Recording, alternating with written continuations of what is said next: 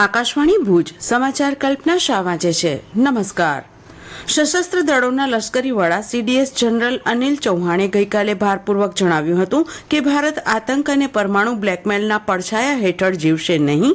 તેમણે ઉમેર્યું હતું કે પાકિસ્તાને સરકાર પ્રાયોજિત આતંકવાદને રોકવો પડશે. જનરલ ચૌહાણે સાવિત્રીબાઈ ફૂલે પુણે યુનિવર્સિટીમાં ફ્યુચર વોર્સ એન્ડ વોરફેર પર વ્યાખ્યાન આપતા આ વાત કહી હતી. તેમણે ભારતીય સૈન્યના નવા અભિગમ વિશે જણાવ્યું કે સરકારે આતંકવાદને પાણી સહિત મહત્વપૂર્ણ સંસાધનો સાથે જોડીને લશ્કરી કામગીરીમાં એક નવી રેખા દોરી છે. સીડીએસે એમ પણ કહ્યું હતું કે પહેલગામના ક્રૂર આતંકવાદી હુમલાના ઝડપી અને ચોક્કસ જવાબ તરીકે શરૂ કરવામાં આવેલા ઓપરેશન સિંદૂર દરમિયાન સરહદ અને પાકિસ્તાનના કબજા હેઠળના જમ્મુ કાશ્મીરની આતંકવાદી શિબિરોને નિશાન બનાવવામાં આવી હતી.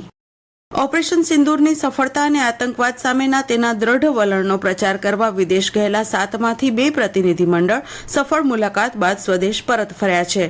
ડીએમકે સાંસદ કણિમોઝીના નેતૃત્વમાં પ્રતિનિધિમંડળ સ્પેન, ગ્રીસ, સ્લોવેનિયા, લાત્વિયા અને રશિયાની 5 દેશોની મુલાકાત પૂર્ણ કરીને ભારત પરત ફર્યું છે. ભાજપના સાંસદ બૈજયંત પાંડાના નેતૃત્વમાં સર્વપક્ષીય પ્રતિનિધિમંડળે નવી દિલ્હી પરત ફર્યા બાદ વિદેશ મંત્રી ડોક્ટર એસ જયશંકર સાથે મુલાકાત કરી હતી. કેન્દ્રીય મંત્રી ડોક્ટર જીતેન્દ્રસિંહે કહ્યું છે કે પ્રધાનમંત્રી નરેન્દ્ર મોદી 6 જૂનના રોજ જમ્મુ કાશ્મીરમાં ચિનાબ પુલનું ઉદ્ઘાટન કરશે. એક સોશિયલ મીડિયા પોસ્ટમાં શ્રી સિંહે કહ્યું કે વિશ્વનો સૌથી ઊંચો રેલવે પુલ ચેનાબ પુલ જમ્મુ અને કાશ્મીરમાં નવા ભારતની શક્તિ અને વિઝનનું ગૌરવપૂર્ણ પ્રતીક છે. આરોગ્ય મંત્રી ઋષિકેશ પટેલ ગાંધીનગર ખાતે તૈયાર કરાયેલા આરોગ્ય સમીક્ષા કેન્દ્રનું 5 જૂને લોકાર્પણ કરશે. રાજ્યના નાગરિકોને ઉપલબ્ધ કરાવાતી આરોગ્ય વિષયક સેવા અને સુવિધાઓ એક જ જગ્યાએ નિરીક્ષણ અને સમીક્ષા થઈ શકે તે માટે આ કેન્દ્ર બનાવાયું છે. સત્તાવાર યાદી મુજબ રાજ્ય સરકાર દ્વારા લોકોને ઘેર બેઠા ફોન પર આરોગ્યલક્ષી યોજનાઓની માહિતી તથા આરોગ્ય સંબંધિત સલાહ, સૂચન કે પરામર્શ મળી રહે તે માટે આ કેન્દ્રમાં હેલ્થ હેલ્પલાઇન નંબર 104 કાર્યરત કરાયો છે. PMJAY હેલ્પલાઇન પણ શરૂ કરવામાં આવી છે.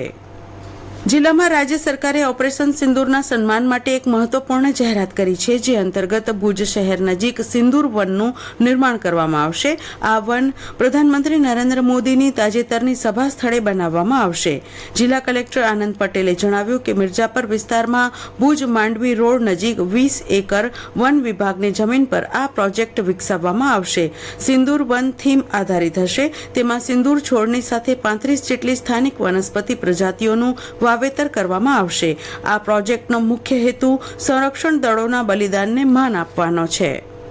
જિલ્લામાં કોરોના સંક્રમણનો વ્યાપ વધી રહ્યો છે. તેવામાં ગઈકાલે એક સામટા કોરોનાના 4 કેસ નોંધાયા હતા, જે પૈકી 3 કેસમાં દર્દીને હોમ આઇસોલેશનમાં રખાયા છે તો એકને હોસ્પિટલમાં સારવાર હેઠળ રખાયા છે. ગઈકાલે નોંધાયેલા 4 પૈકી 2 કેસ ગાંધીધામ અને એક કેસ મુન્દ્રા માંડવીમાં નોંધાયા છે. નિષ્ણાત તબીબોના મતે કોરોનાનો આ વેરિયન્ટ ઝડપથી ફેલાય છે, પણ તેની તીવ્રતા ઓછી હોવાથી તે ઓછો જોખમકારક છે. રોગચાળા નિયંત્રણ અધિકારી ડોક્ટર કેશવ કુમારના જણાવ્યા અનુસાર કચ્છમાં અત્યાર સુધી નોંધાયેલા 13 પૈકી માત્ર એક જ કેસમાં દર્દીને હોસ્પિટલ ખસેડવો પડ્યો છે. એક પણ કેસમાં અતિ ગંભીર જણાય તેવા લક્ષણો દેખાયા નથી, પણ તકેદારીના ભાગરૂપે લોકો માસ્ક પહેરે તે હિતાવહ છે. રોયલ ચેલેન્જર્સ બેંગલુરુની ટીમે રસાકસી ભર્યા અંતિમ રાઉન્ડમાં પંજાબ કિંગ્સની ટીમને 6 રને હરાવી આઈપીએલની 18મી શ્રેણીનો ખિતાબ જીતી લીધો છે. અમદાવાદમાં નરેન્દ્ર મોદી સ્ટેડિયમ પરના અંતિમ જંગમાં બેંગલુરુ ટીમે 9 વિકેટ ગુમાવી 190 રન કર્યા હતા. પંજાબની ટીમ 191 રનના વિજયી લક્ષ્યાંક સામે 7 વિકેટે 184 રન કરી શકી હતી. બેંગલુરુ ટીમે પ્રથમ જ વાર આઈપીએલનો ખિતાબ જીત્યો છે. ક્રિકેટ ક્ષેત્રે નિવૃત્તિ જાહેર કરનાર વિરાટ કોહલીએ વિજય બનતા ભાવુક બની વિજયને વધાવ્યો હતો. લગભગ 2.5 મહિના ચાલેલી સ્પર્ધામાં 10 ટીમોએ ભાગ લીધો હતો. અને આ સાથે સમાચાર બુલેટિન પૂરું થયું. નમસ્કાર.